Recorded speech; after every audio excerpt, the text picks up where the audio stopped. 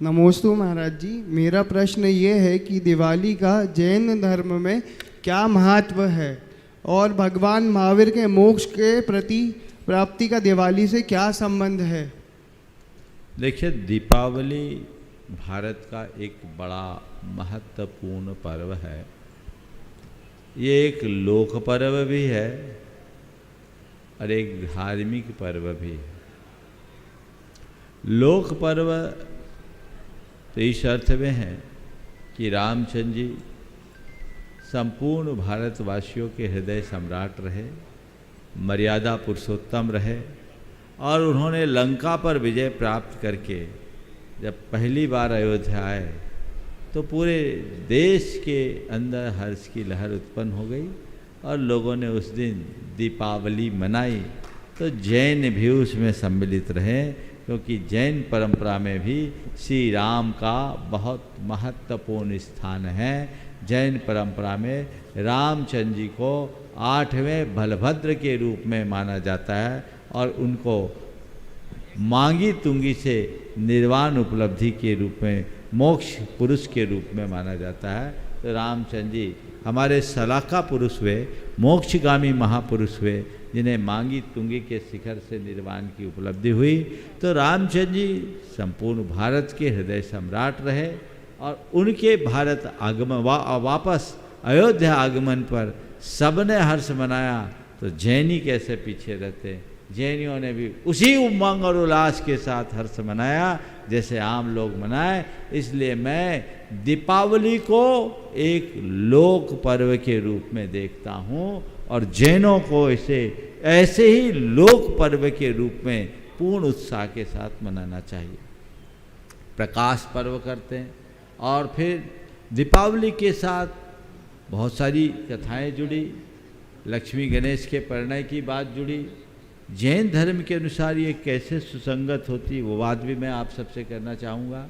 जैन धर्म की दृष्टि से एक दूसरी बात ये जुड़ी कि दीपावली के दिन ही भगवान महावीर को निर्वाण की उपलब्धि हुई और भगवान को निर्वाणोपलब्धि हुई, इसलिए उनके निर्वाणोपलब्धि के अवसर पर सभी जैन लोग प्रातःकाल भगवान का निर्वाण कल्याणक महोत्सव मनाते हैं, लाडू चढ़ाते हैं। और जिस दिन निर्वाणोपलब्धि हुई उसी दिन उनके गणधर, जिन्हें गणेश कहते हैं, गणेश गणपति, गण यानी संघ कहलाता है जैन धर्म के अनुसार, और गण के पति गणधर कहलाते हैं, उन्हें ही गणेश भी कहते हैं।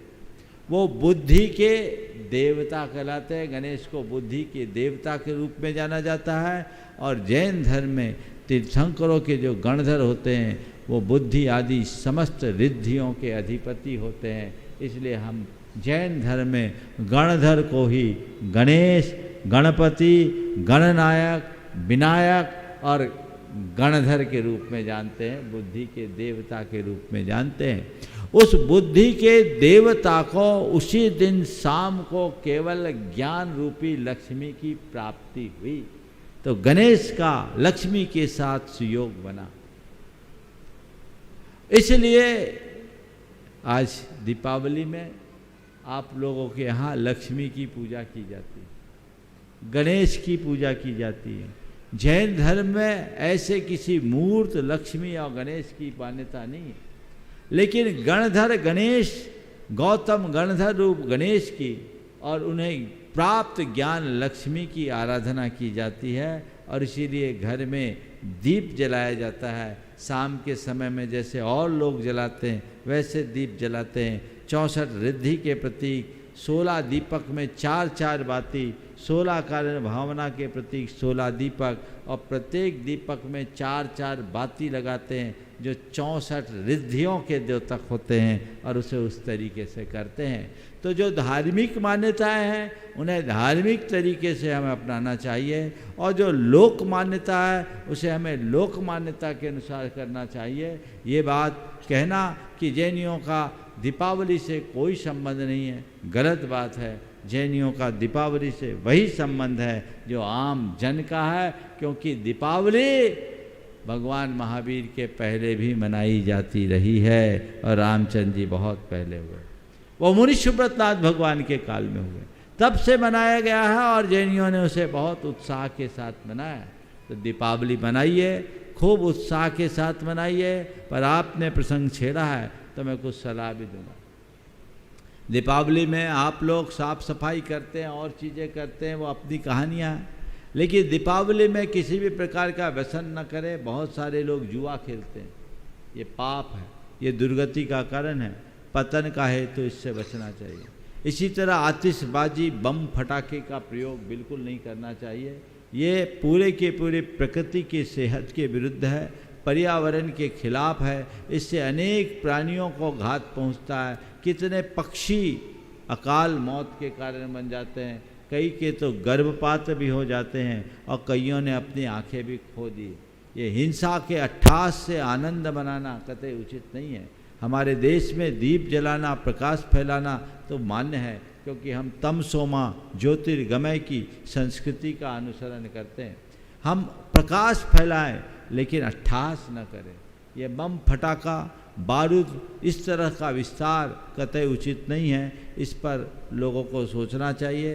सरकार और अन्य सामाजिक संगठन भी इसके लिए लोगों को बार बार प्रेरित करते हैं कि इस तरह के कृत्यों से बचें, क्योंकि इसके दुष्परिणाम बहुत भयानक आ रहे हैं। दिल्ली जैसे महानगर में तो इसके कारण प्रदूषण का लेवल बहुत खराब हो जाता है। सब छोटे बड़े शहर में ऐसा होता है।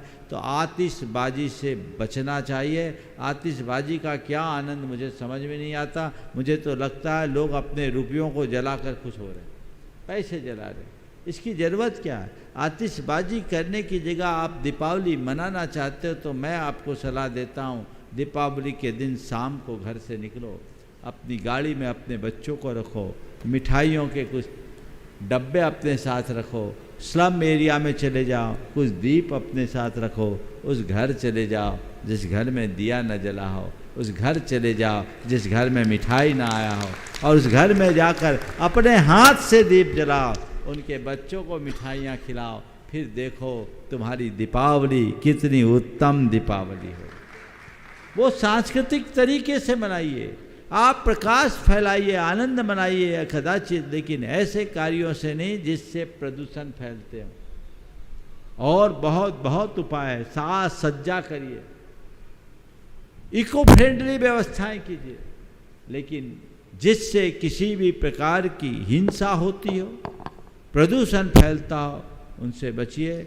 मैंने कई लोगों को देखा, एक सज्जन है जिसकी एक आंख आज पत्थर की लगी है, अनारदाना लगाया, जलाया, बहुत देर से जला नहीं, झांका, फट से वो अनारदाना चला गया, जल गया, वो एक आंख खो गई। न जाने कितनों के साथ हर साल कितनी दुर्घटनाएं घटती है, उसके बाद भी लोग नहीं चेतते। मैं तो अपने से जुड़े तमाम लोगों से कहूँगा कि आप इस संदेश को आत्मसात कीजिए और इस प्रकार की आतिशबाजी से बचिए। खुशियाँ मनाइए, खुशियाँ बांटिए, किसी के खुशी में खलल मत डालिए। हमारी दीपावली का यही संदेश, आनंद से भरने का संदेश।